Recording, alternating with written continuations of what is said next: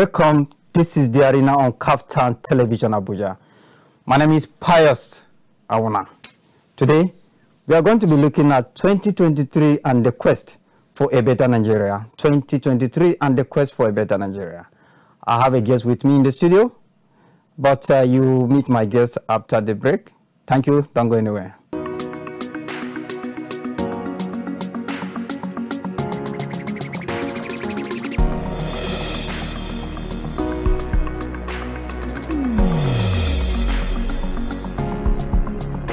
Hello, welcome back from the break. Don't forget, this is the arena on KAFTAN Television Abuja. And today we are looking at 2023 and the quest for a better Nigeria. And I have with me in the studio, I would like him to introduce himself. You're welcome on the program, sir. Thank you so much. So, what is your name? Okay, my name is Ikenna Okonkwo. I'm a practicing journalist. Currently, I'm the editor online for Blueprint newspapers. Yes, editor online for Blueprint newspaper. Nice having you on the program. Thank you so much. A lot happened during the primaries. We witnessed how the political parties conducted their primaries and produced their candidate for different political positions in the country. We are facing 2023 very soon after this year. And the general elections we are expecting is what is going to produce leaders for different political offices. Based on what we have witnessed so far, can you share your own opinion on what we should expect after 2023 general elections? Well, I think I would rather want to begin to express my somewhat disappointment over the way some political parties decided to, the way they told in trying to produce candidates for different political offices. I mean, those that will flag their flags for 2023 general elections in Nigeria. That is talking about the issue of, delegates having to fill their pockets with some money from those that are contesting, or those that contested, as a matter of fact. And the decision that was influenced by the money, the dollars that flew from one person to another, and one place to another. It's not a good thing for our democracy. Ordinarily, democracy is what gives everyone an opportunity to express him or herself in accordance with the rules of engagement. However, this is more like a mortgaged expression. It's something that we try to go away from. Talking about expressing ourselves as individuals in this country, upholding the tenets of democracy. So if one collects money to decide who he or she will give his or her vote, it's still not something that should be under a democracy that is as old as about 24 years now, since 1999 that we reintroduced democracy. Yes. Non-stop. I mean, why will a delegate, a party member, a party stalwart or chieftain, as it were, surrender his mindset, his opinion to money? And that's what we have been suffering. I mean, we have been battling with since 1999 that democracy returned. But even looking at apart from giving money to delegates to vote you in order to be a candidate for your party, I think there are other issues like do you even look at the whole system as being fair? Because when you pick just few people to come and elect those that millions of people are going to vote, did you think the system itself is a good system, is healthy for our democracy? No, it's not at all. Because, I mean, if one's ideology is subjected to a particular way or line of thought, What is fair about it? I mean, ordinarily, the Constitution of Nigeria, as amended in 1999, you know, posits that every political party will, through their delegates, yes, produce candidates that will represent the political parties during the general election. And these are candidates that are called, these are people that are called candidates. So if the delegates are to be fair to themselves, then to the country which they confess allegiance to, Nigeria, there is nothing that will make them not to do what they did, number one. Two, I think there is supposed to be a quick review of how these processes happen. Because remember either last year, 2021, there was this back and front decision by the National Assembly to make the issue of party primaries to become direct. That direct primaries will not just make few people. Some political parties now decide on whether to, number of people that will come for, primaries.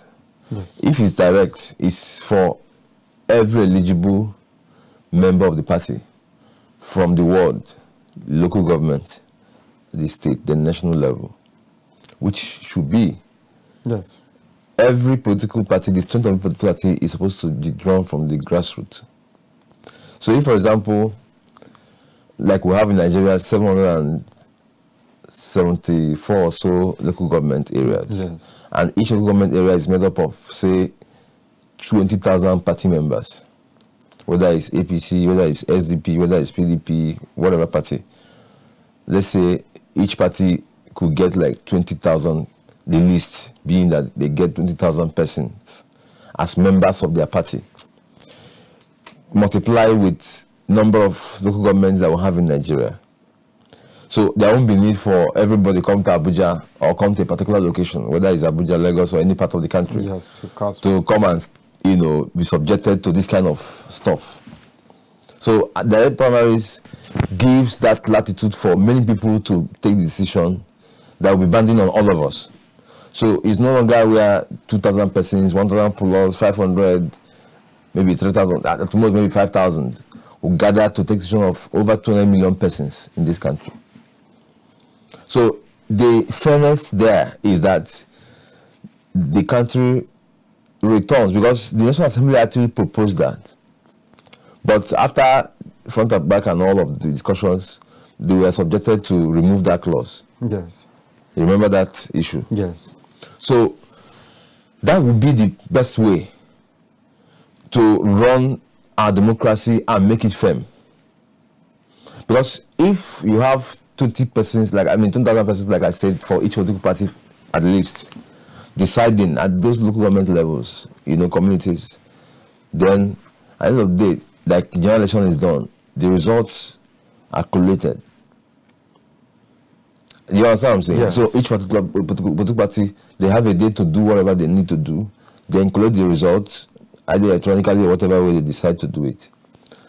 And then the person that is credible, that will give us the fairness that we need, the development that we are yearning for, will emerge.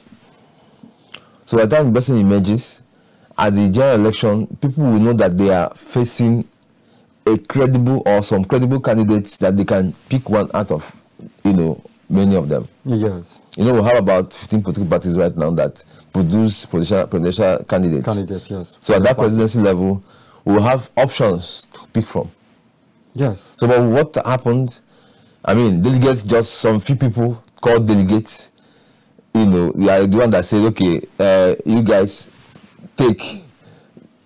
just vote within these persons. and that is the problem we're having. If this is, let's say, this is the foundation of how we can get those that are going to represent us after, those who are going to be our leaders after 2023 general elections.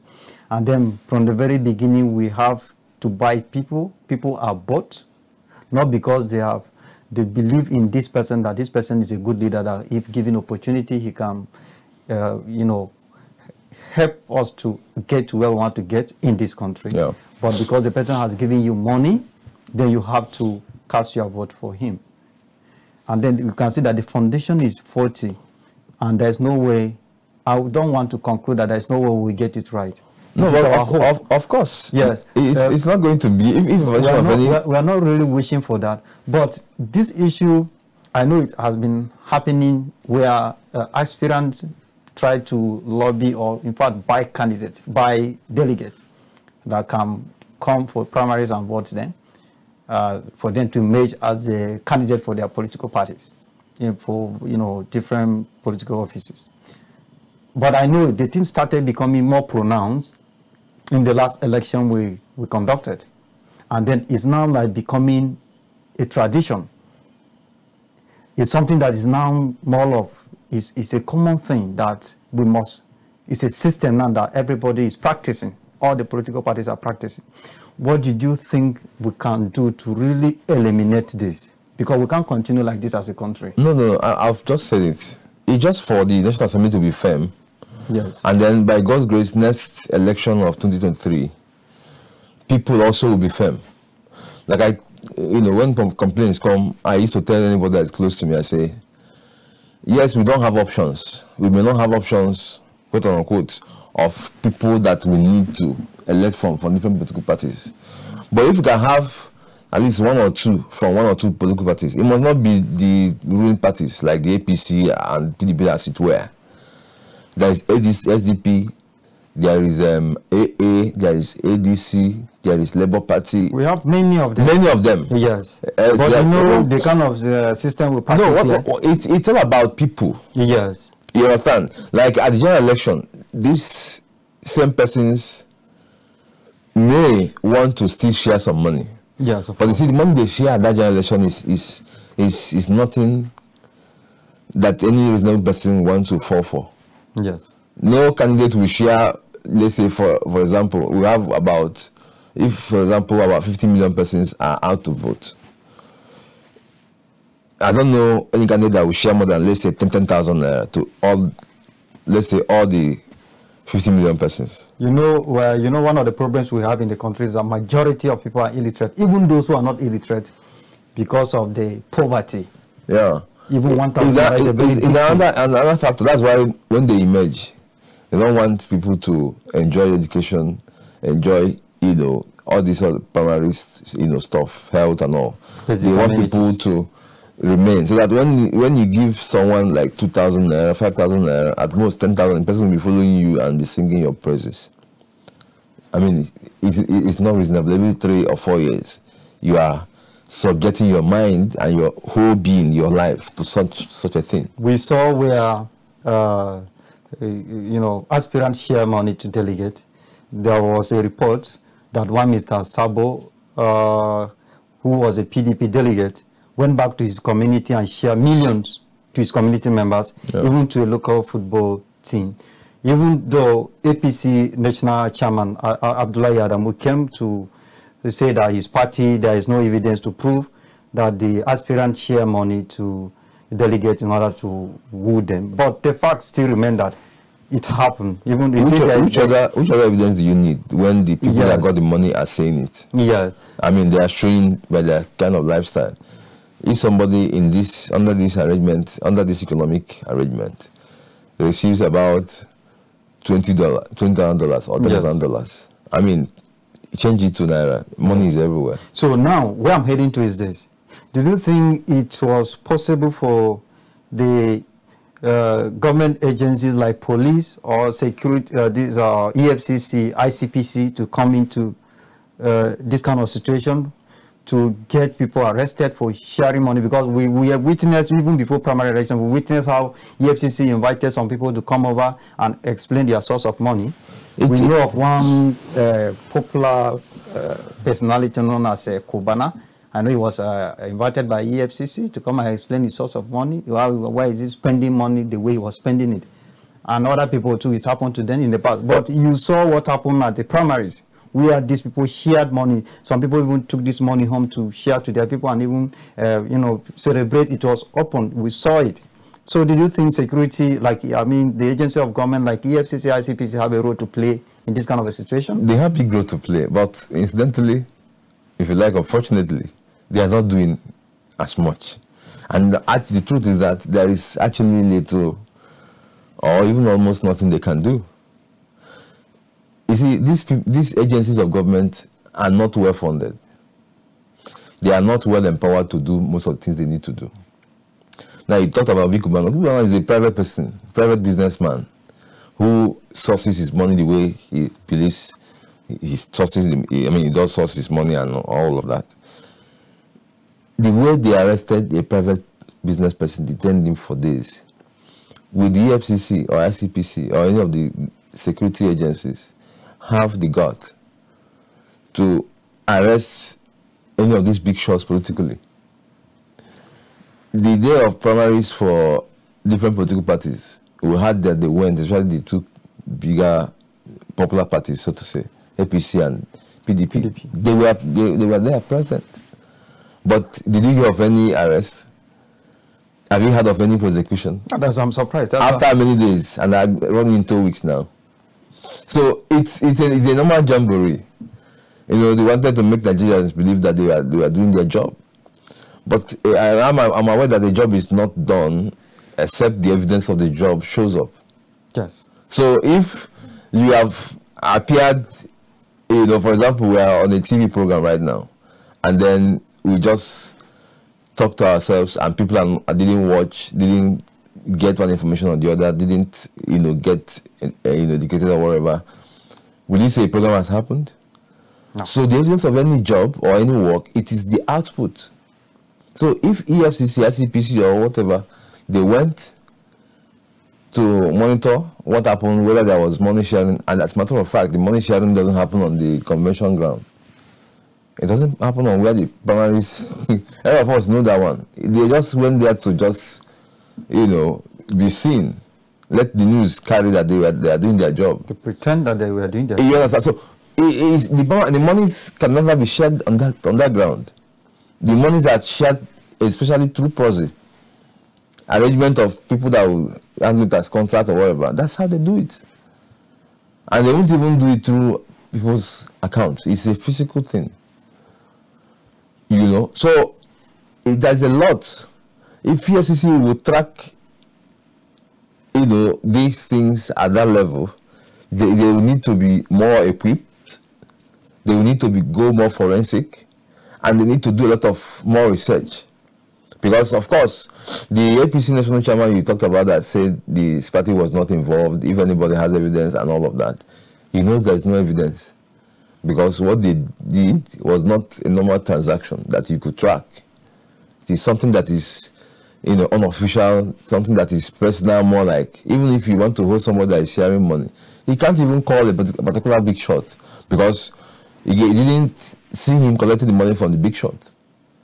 These things are done at the policy level and it keeps culminating and all. So, basically, what we need in Nigeria is to strengthen our institution and to retool the system. Yes, we agree with you on that. Let me chip in here. The issue of insecurity is something that we are experiencing at the moment, and is something that is really disturbing. And in fact, it's not just insecurity. You know, we have the healthcare system that is not functioning. Our education is still in their needs of help. We know they also, universities are on strike. A lot of things are happening. Nothing seems to be working fine. But I want us to look at the issue of insecurity. The latest one now is that Zamfara state government give directives that the citizens can own guns to defend themselves against the bandits' activities. We know that the governor of Benue State, Samuel Otom, started this, and many people were looking at him as just a noisemaker. Why would you be calling on people to arm themselves against the herdsmen? And then before you know, now this issue has escalated. Yes, I can say escalated because there is no state that has not recorded one attack of the other. Now Zamfara state, the governor is saying the citizens should arm themselves to defend all these activities from the bandits. And they even give an order to the commissioner of police in the state. What is your opinion on that? Do you think this is a welcome idea that we should all have something that we can use to, you know, defend ourselves when these people come for attack? Yeah, defense normally is a constitutional issue. I mean, it is enshrined in the Constitution, self-defense. However, the approach is what matters. Say people should own gun. I don't think it's a way out. Yes. It may look like it's something that looks good, but I mean, politicians and the governor or the government of Zamfara should look beyond, you know, owning gun to just defend themselves if bandits come attacking. So what did you think is the way out? You see, you know, the system is in a near collapse. It's not just security. I mean, every other thing. Yes. You could imagine, you know, security is supposed to be a chain. But you could imagine where maybe there is a problem somewhere, there's an attack somewhere, and the security operatives are trying to, you know, when they are alerted, they are trying to get to the place. These people most times we hear in the news, or we also see pictorially that they move with bikes. They move with bikes. Which is motorcycles. Motorcycles. Yes. So the terrain they operate, those villages they go to launch the attacks, in a typical Nigerian, you know, view, has no good road. And the security men that we have in Nigeria are using vehicles. They have their healers vehicles, vans, operational vehicles of any sort. Can't them to use motorcycles to follow up on an operation like that? That's the issue. So you are tackling an issue that needs a different approach, you know, in an opposite form. That's not how it works. So those that came for attack, ready, and then you want to go and, you know, quell the attack, and then there's no road for you to pass. You know, if you try to drive the vehicle will either break down midpoint, and that's why sometimes these terrorists, you know, catch them at some point, you know, and of course, you know, unleash some damages on them. I read some stories where the bandits block highway, like in places like Maiduguri, Kano, and the rest. They block people. They operate in the daytime. You can even remember the recent attack where about 50 people that were going for wedding, they were adopted. They did that operation successfully, although according to some reports, about 20 escaped, but they went with 30. And you see in the situations, you can read and see where sometimes they even operate, not even with the motorcycles, they will operate for hours comfortably, and no one will engage them, and they'll be able to succeed in achieving what they want to achieve. Of course. They operate in different ways. Sometimes they will trek, but in most cases when they want to achieve some quick measures, they will come with their motorcycles. And if they launch 10 attacks, at least up to 7, 8, we are done, you know, in terms of mobility using motorcycles. So you think by empowering the security agencies, not just the way forward, or empowering both in human resource, yes, capital resource, and the real equipment that needed to be used. You know, in a typical way of doing things, we put money, we lavish money where we are not supposed to. We have a problem in our hands. And most times, look at what happened in our war some times ago, recently. Yes. Where a report also went viral that the police station that was close by said they didn't have a vehicle or any means of movement to the scene of the event. I mean, of the incident. Yes. How do you explain that? And then that is where I'm asking about the issue of people, because now that, let's agree, the security agencies in place are not really helping matters. That's just the truth. So for citizens to own guns so that they can be able to defend themselves, it is not. It's not even an issue of security not helping matter. Security operatives not helping matter. There's nothing they can do. They are not the ones that have the monies. The monies are in the hands of the politicians, our leaders. And they are not even asking for money, they are asking for tools to use. But these same leaders are the ones that I can say they are calling for citizens to own guns. So if you, because the Zamfara state government, the governor is a leader, and even other governors like Otom, that they have been agitating, advocating for this. How would owning a gun be a solution to? These people, when they want to come for attack, they come in tens, sometimes up to 70, 80 of them will come at once. And they enter a compound where how many people are. What can you do with owning gun?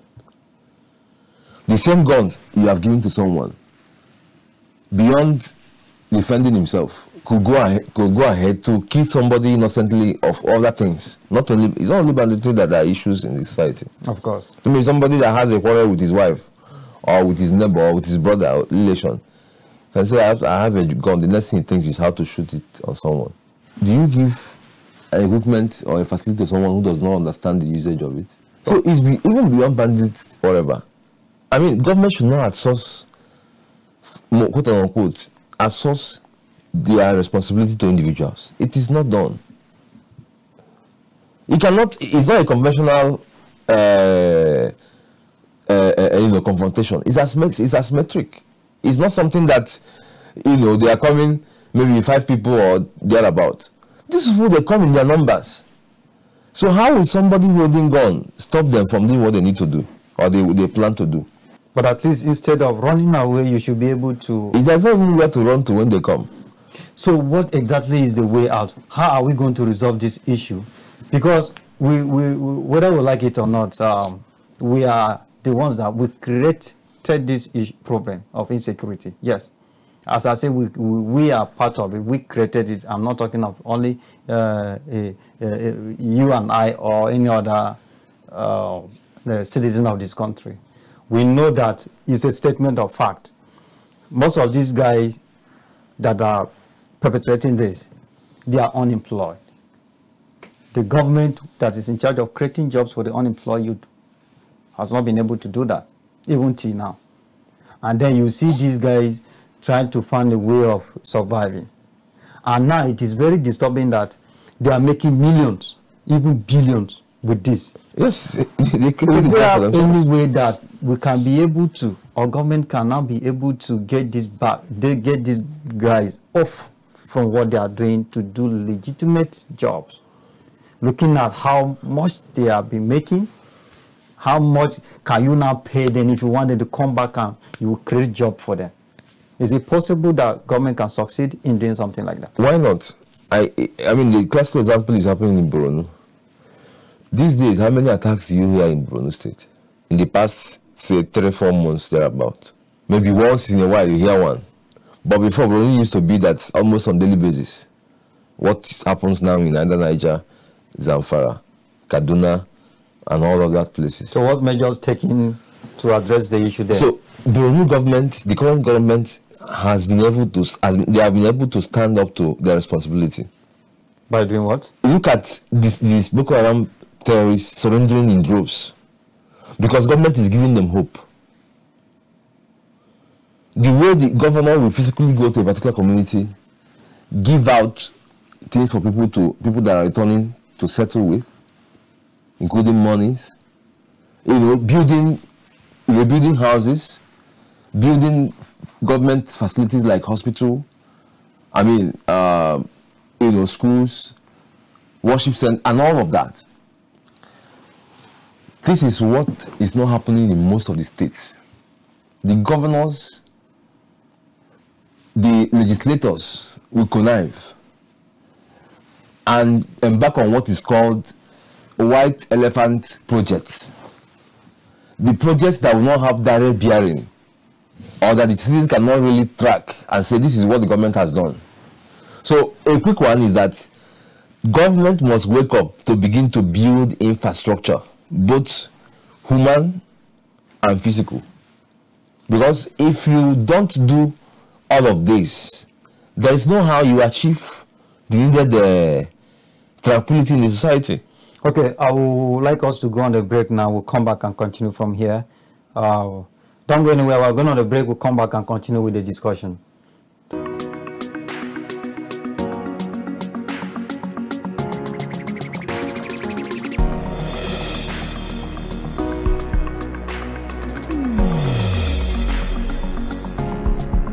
Yeah, welcome back from the break. If you are just joining us, this is the arena on KAFTAN Television, Abuja.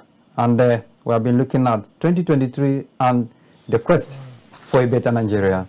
And my guest is still with me in the studio for us to continue. Look, you were talking about the white elephant project, a kind of project that you cannot track. And this is what some politicians are doing. Can you explain more? Yeah, of course. Projects that don't have direct bearing on the life of individuals. I was talking about Borno State government. Yes. You see, any government or any leader that is doing something that is meaningful need no explanation, because the evidence will just be everywhere. Like I talked, of course, earlier when we started this program, there is nothing like you have done a job or a work if the output is not seen. It's glaring. So you don't need to explain that. For example, in Nigeria, we are grappling now with power supply. Every time the people in Ministry of Power will be telling us we have generated 4,000 power megawatts or whatever they call it. We have done this, gotten 3,000, 2,000. But we're not seeing the power. That is not even an issue. Why do we need those statistics? An average Nigerian needs to see power in his house. An average Nigerian needs to use power to do. An artisan needs power to do welding, to tight, to do one or two things as a carpenter, as a tailor, as this and that. So if you, for example, if a particular president comes into this country and solves the issue of power, what happens? It's one of the ways you can use to curtail insecurity. I want to take you back to the issue of Bruno, where you say their tax are no longer recorded like before. Yeah. Than what you have mentioned that the state government there has been able to do, where is making the terrorists surrender. Many people criticize that because after perpetrating all this, you come and surrender and they set you free. And there was a time government even proposed to take these surrendered terrorists that were operating with Boko Haram abroad for education. They believe that they are illiterate. That is why they were easily influenced to join this, and then government want to take them out and educate them. People were very angry and against that. Of course, we know that the same government is rehabilitating them. That was part of the program the government is doing, rehabilitate them and then send them back to the society. People are very angry that, look at, this is the same people that perpetrated this act. And once they are arrested or in the name of the surrender, you set them free. Did you think this is a good idea? This is a welcome development? Yeah, much as it's not a good idea, more like a way some people think it would kind of encourage people to, always go their way. Yes. In trying to express their grievance. For somebody who cannot even afford to pay his school fees in Nigeria University. Exactly. And then someone else has joined terrorist group, and because he surrendered, you want to take flying out and educating there. Can this person be encouraged to do something so that he can have the opportunity to go outside the country? And so it is not acceptable that people, engage in such violent means to express their grievances. However, the issue of insecurity had gotten to a particular point that this Boko Haram, ISWAP persons, those that have the ideology of, setting up all of those insecurity machineries, they have been recruiting people in thousands.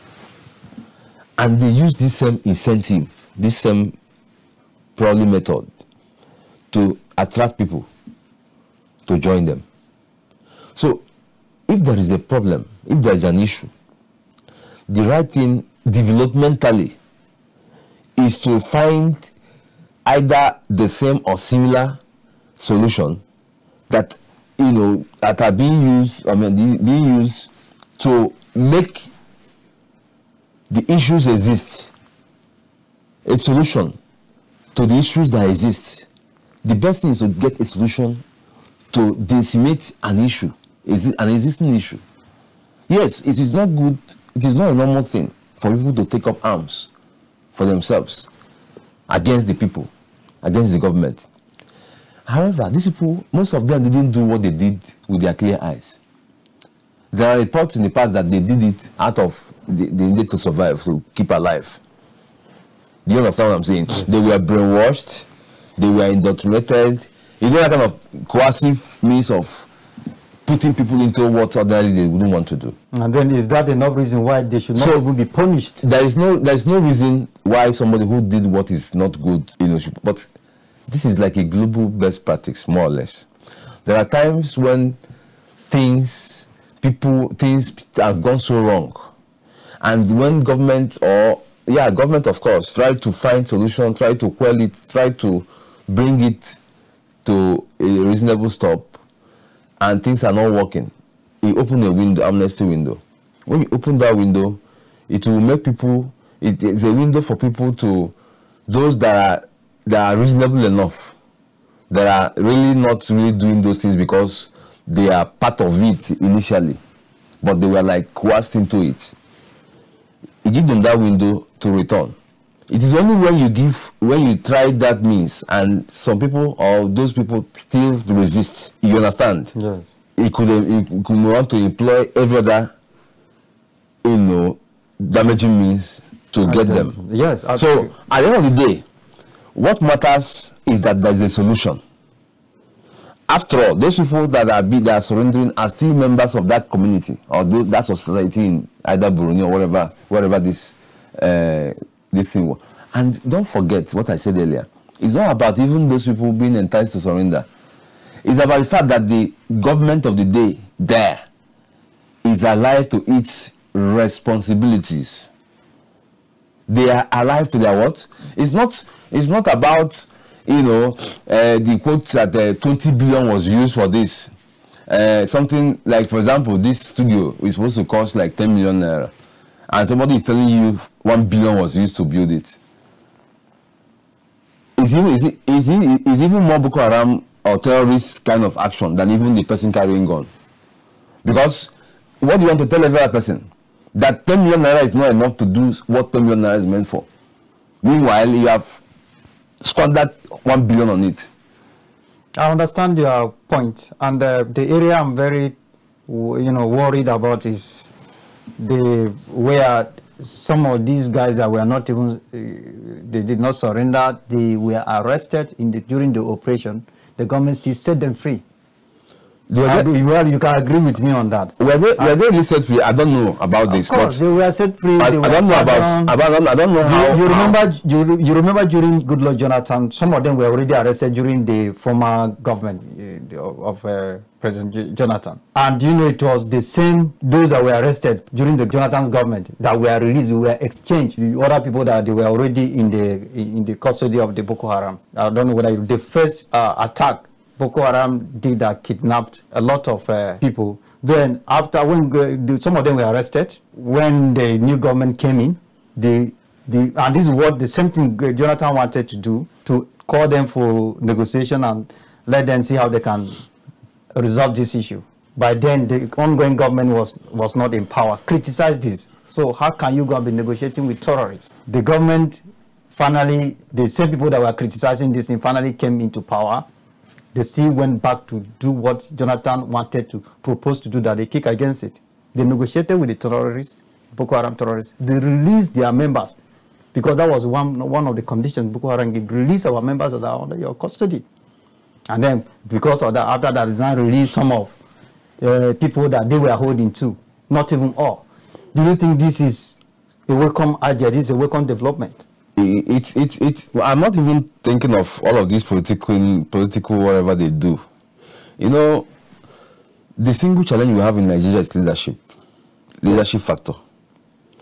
People, the federal government, whether it was Jonathan and even the current one led by President Buhari, have not been able to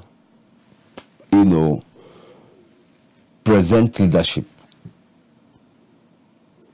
The Borno example is mostly the effort of the state government. They have decided to use money meant for the people, and that is paying off. The sincerity of government matters a lot. You see, people are not fools. Yes. You think people are fools? You can fool people? People are not fools. The same San State government we were talking about before, some 1 month or 2 ago, went and bought vehicles for each traditional ruler in that state. Each of these vehicles were not less than 50 million. The list of these vehicles. One. A state that is battling insecurity. A state that does not have good roads.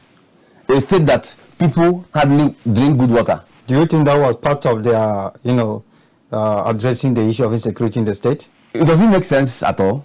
Talk more of addressing an issue. Because, we know before now, we know that traditional rulers or the chiefs in the various communities, they know everything that happened in their community. So if you really want to get things done, you engage them. Engage them how? You see, how? If you're engaging someone, okay, it's not making from the person needs. Engaging them in the way that, for example, you don't, for example, the issue in Borno, the Boko Haram attacking almost all the communities there. And these communities, they have their chiefs, they have their emirs, they have the people that are leaders there. And of course, it's possible that some of these people, attackers, they know them. So if government really want to bring solution to the problem, it's not make them happy, right? Not making them happy in that way, maybe bringing them into on the table for discussion. Look, this thing is happening in your community. Are you sure you're not aware? Or the kind of, like in Benue State, I can remember, I think, either in Benue State or one of the state, a king was sacked because of the attacks in his community, because they believe that whether he has hand in it or as a chief of your community, something like this should not happen without your knowledge. So that's the area I'm driving at. Do you think by engaging them into discussion, into like letting them know that if this thing happen in your community again, you are leaving your seat? Could that also be part of solution or yes, of course, to address this issue? They need to be because don't be surprised that some of them, they have the link. They know these people, they kind of bring the return to them, all this and that.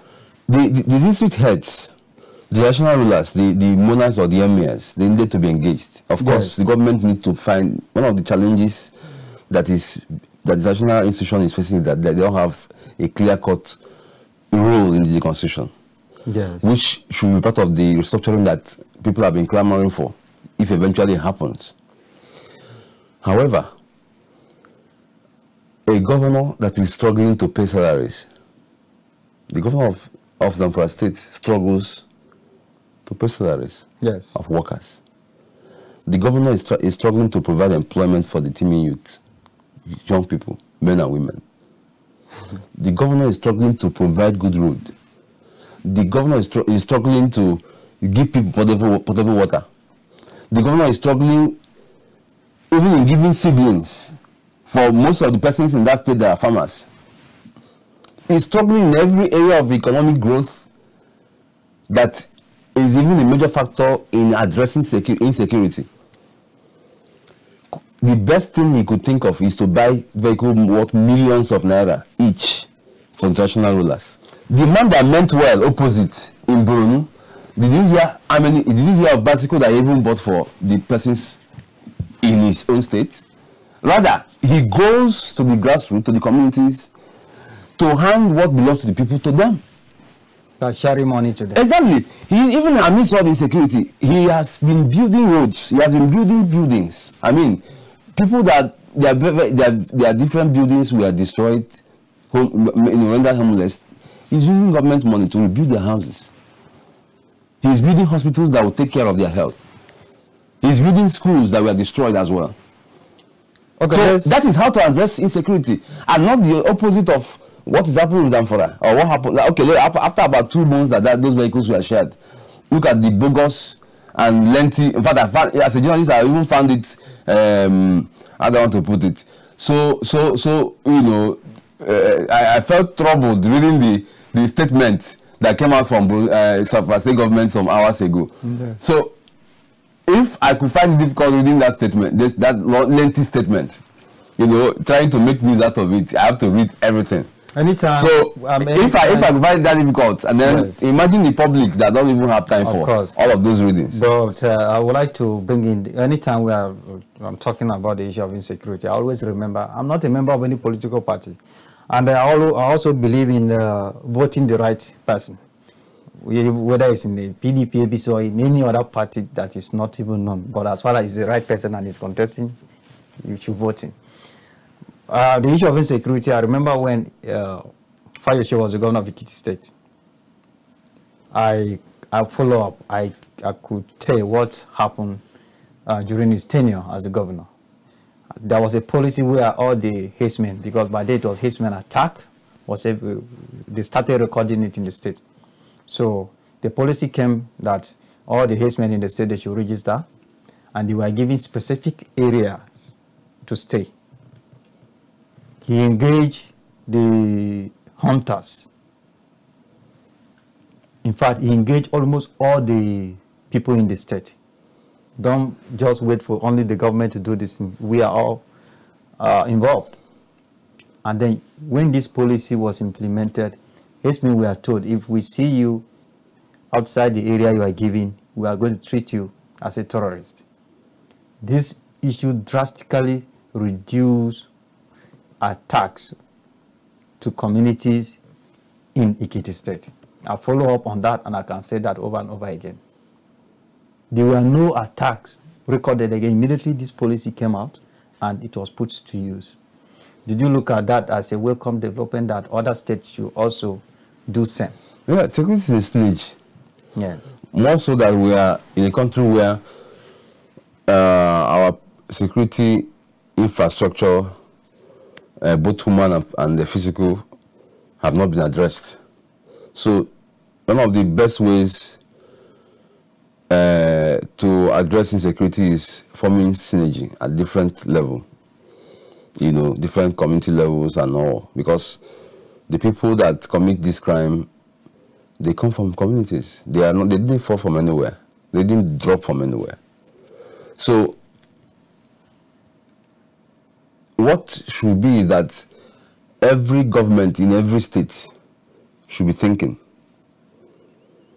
creative, and be creative enough to understand how to address a particular issue in his own state. Because sometimes these security issues could slightly differ from one state to another. Yes. The approach too could differ. Yes. You understand what I'm saying? In some places, maybe the crime could be that it's armed robbery, mostly. In another place, it could be mostly kidnapping. You know, in another place, it could be something more. Yeah. It's not as if other ones don't happen once, but there are ones that are more, that are focused, you know, with a particular kind of crime. So, a government should be able to think out of the box on how to address the peculiarity of his or her own state. Because if you don't address it, you know, there are the persons that were killed in the attack, the day they were buried, sometimes last week or so. The governor was seen crying publicly. And then when he was to speak, he said he has failed his people. Thank God he even admitted he has failed. But did they sincerely do that? Or they just let people feel that they are really No, of course, it's to raise emotions. At the end of the day, what matters is that the question that should be is that what is the strategy you have done, this attack, what strategy has it triggered in your thought to deploy and make sure it doesn't happen anymore in the state? Would you suggest that the sacking of chiefs, security chiefs, should also be another way of addressing this issue? Sacking security chief, are they miracle workers? Are they magicians? You know, right from time, there's nothing, sacking security chief has never been an issue. You cannot sack security chief and bring another person, expecting the new person to perform wonders. As a matter of fact, he's an individual, is it not? So will the person now go to be in every community, every state, every local government and all? It's not possible. Is there hope for a better Nigeria after 2023 election, looking at what we're experiencing at the moment, about the insecurity, about even our education sector, about the power supply and other issues? Health sector is there. Do you think we should have hope that we'll have a better Nigeria after the 2023 general election? Yeah, hope is a constant. But anybody living without hope is not even worth living. So personally, and as a country, we should have hope that the election of 2023 is going to bring out a better Nigeria. However, we have a responsibility to play our own part. You know, we are used to complain of every other thing in Nigeria, but we don't complain about our own, about we not doing what we need to do. Yes. There have been this massive campaign about people get their PVCs. PVC, yes. And it doesn't just end there.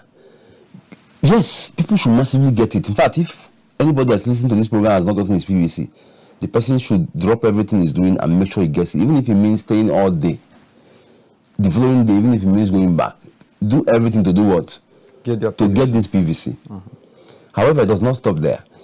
On the days of these elections, make sure you are out there to elect the persons who are credible enough. Because if you don't play this part, you have no conscience, you have no right actually to blame or to talk when the leaders are not doing what they need to do. I believe those watching, they would like to ask you this question. Even if I'm watching too, I would like to ask. The security issue we have, what if they come out to vote and they attack and killed? How many do you want to kill or attack? But is the environment really safe for them to go out there and ensure they vote the candidate of their choice? You see, and rather, it is difficult. We witnessed past elections, we saw what happened. Some people died. They were attacked. Some people lost their life in the process. That is in places. You see, we have always had issues with apathy. Yes. Voting apathy. If Nigerians will come out in every polling unit, in every ward, massively to vote, the people that come to attack, are they more in number than the whole of Nigerians? It's not. They are not. But those if you come to those voting, they don't have arms to. They don't have the arms. These people coming, as you say earlier when we started this conversation, they come in numbers and they are wear arms, and they to perpetrate this attack to prevent people from voting.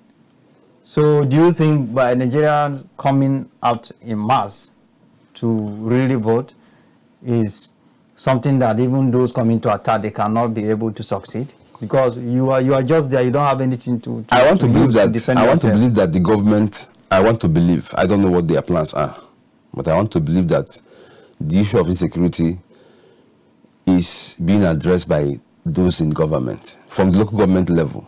In fact, from the community level, where you have the traditional rulers, up to the presidency. Because if what is happening in Brunei, I've been giving an example of Brunei because, I mean, where you see the result, where you see something happening, is an example. So if the people, those that are leading us are able to, come out with strategy. I mean, 8 months from now is the election. 8-9 months. So if they will come out with strategy that will address this security problem, it won't be as massive as it has been in the past months and of course 1 year or so ago. Yes. So by the time the election date or days are narrowed, we won't have so much in our hands on insecurity.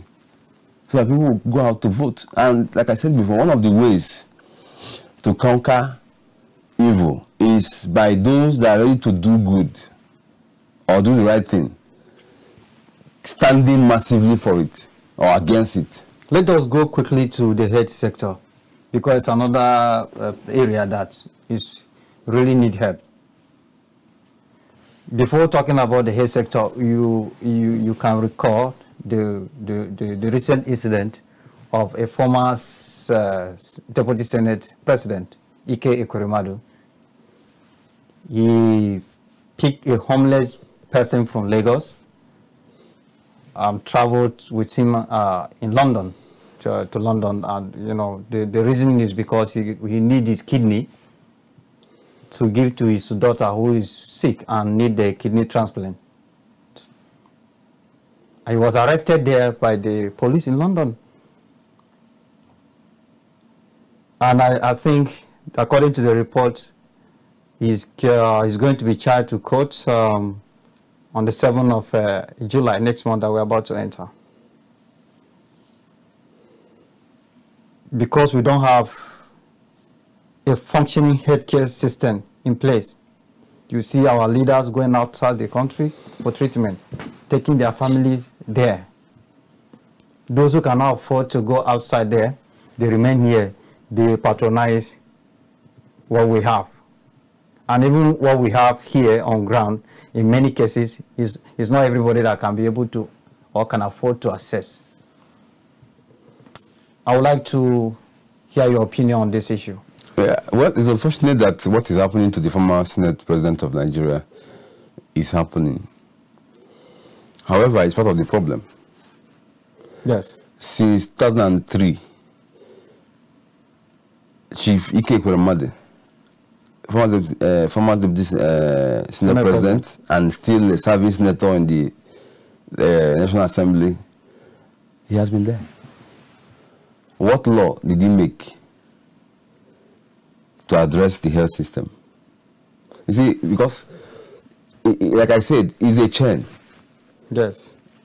If the health is suffering, somehow education is involved, the security sector, every other sector is involved. Most of the times, our legislators, our lawmakers, allegedly, are interested in what enters their personal pocket. Yes. Once their personal interest is covered in every government agenda or budget or whatever it is, they keep their lips sealed. What he has stood for or he didn't stand for is haunting him at the moment. Because what is one of the same place that is being prosecuted, quote unquote, for whatever step he took, whether he knew or not. Number one priority of that particular country, UK, is their NHS, which is the National Health System. And everyone can afford to access. They don't joke with it. Yes. They believe that that is the least you can give to an individual that is born. Once you are born in UK, you are entitled to adequate health cover. It's very unfortunate that we don't have enough time on this program. And it's the issue of the former Deputy Senate President, Ikenna. He was arrested alongside with his wife. The arrangement they did that necessitated the moving of the young man, a homeless guy from Lagos, to abroad to get his kidney, or rather to harvest his kidney and give to their daughter who is in the hospital and needs kidney transplant, was not really legal, and that was why he was arrested over there. His wife is equally arrested.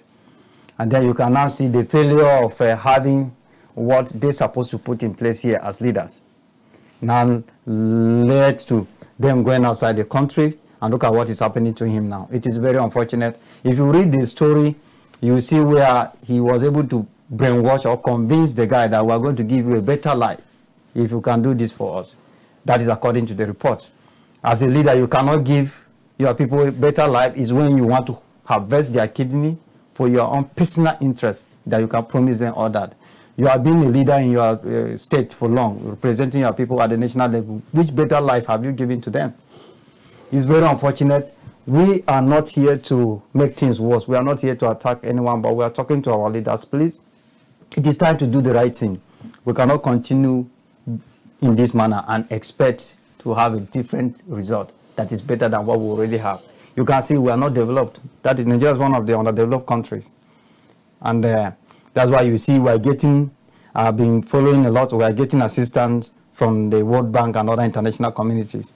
They are, even the rebuilding of the Borno and other states affected by, these terrorist activities. There are World Bank project going on there. So we at this point, we are the giant of Africa, and we are just by theory, not practical, and it is very bad. We cannot continue like this. That ends the program for now. If you are just joining, don't forget this is the arena on KAFTAN Television. We have been talking about 2023 and the quest for a better Nigeria. And I would like my guest to also introduce himself again before we leave the discussion for another day. Once again, thank you for being with me on the program. Thank you so much. There are some people that just joined and they would like to know who I've been speaking with. Okay, my name is Ikenna Okonkwo. I'm a practicing journalist. Currently editor online for Blueprint newspapers. Thank you very much, Ikenna, for coming on the program. Thank you so much. It's nice having you. My pleasure. We'll come your way again same time next week for another discussion on the arena. Thank you very much for watching. Bye for now.